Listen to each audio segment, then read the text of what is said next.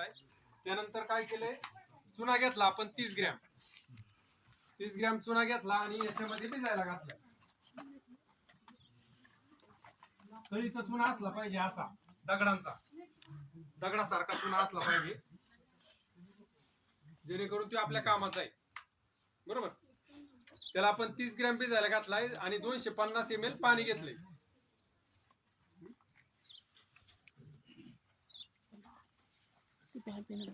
चुना भिजायला घातल्यानंतर पातेल्याला हात लावून बघायचा गरम होतंय का. गरम झाला तरच आपल्या कामाचा, आणि गार जर पडला,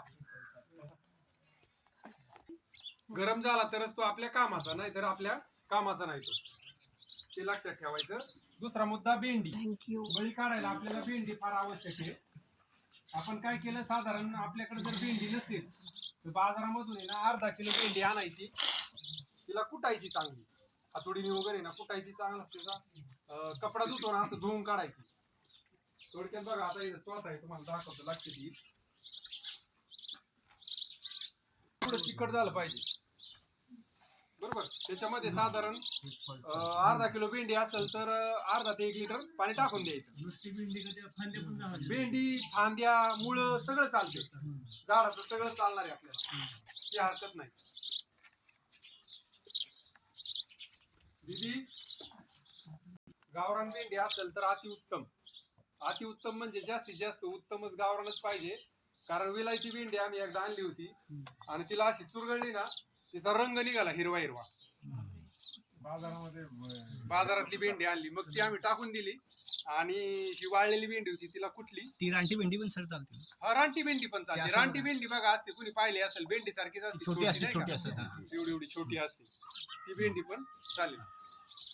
त्याच्यानंतर आपण काय केलं, ज्यावेळेस आगनी देतोय त्यावेळेस चुन्याची निवळी टाकायची. चुना कमीत कमी जास्तीत जास्त तो आला नाही पाहिजे, खाली राहिला पाहिजे. बरोबर. आणि याचा रस टाकला भेंडीचा. बरोबर. एकदम निवळी टाकायची, चुन्याची निवळी टाकायची, कमीत कमी चुना गेला पाहिजे. टाकल्यानंतर नॉर्मल हलवून द्यायचंय आपल्याला.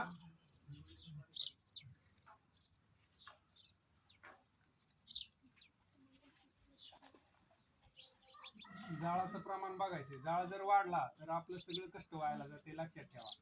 सुरुवातीला जाळ एकदमच कमी पाहिजे, उकळी पहिली उकळी येईपर्यंत.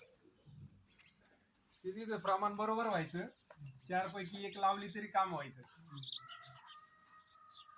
ह्या गोष्टी लक्षात आल्या आता सगळ्यांच्या. काय कोणाची अडचण नसेल तर आपण पुढे जाऊया. साधारण आहे ना अर्धा ते पाऊण तास याला जातो आपल्याला.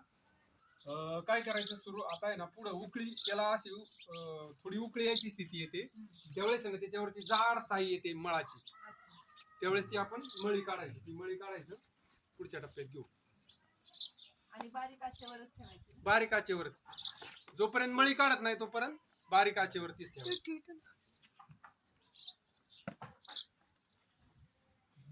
ताई, तुझं काम झालंय का?